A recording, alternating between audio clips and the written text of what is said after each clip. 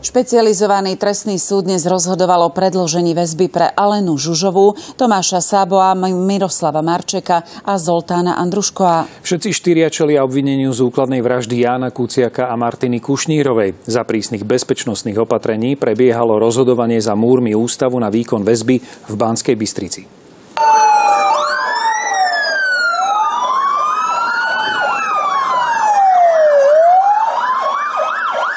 Policajné autá na majákoch a ozbrojení kukláči sa postarali o rozruch. Zablokovali ulicu pred budovou súdu na výkon väzby. Postupne priviezli dodávky s tmavými sklami štvoricu obvinených.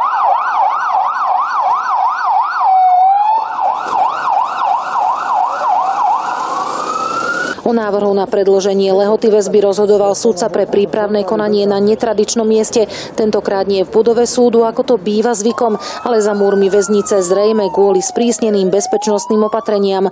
Dovnútra sa novinári nedostali, pustili iba prokurátora a obhajcov.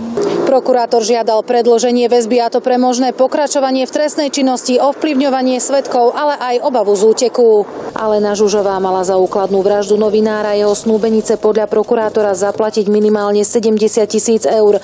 Zoltán Andruško mal byť sprostredkovateľom. Bývalý policajt Tomáš Sabo mal strieľať a jeho bratranec Miroslav Marček ho mal na miesto činu doviesť. Všetci štyria skončili vo väzbe ešte koncom septembra 2018. Dnes po zhruba 4 hodinách rozhodol sudca o ďalšom predĺžení väzby.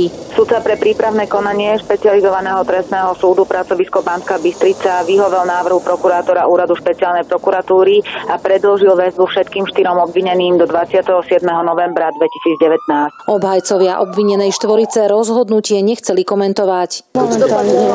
Súd predĺžil lehotu väzby. Múry väznice štvorica opäť opustila v policajných dodávkach, ktoré ich postupne po jednom odvážali preč.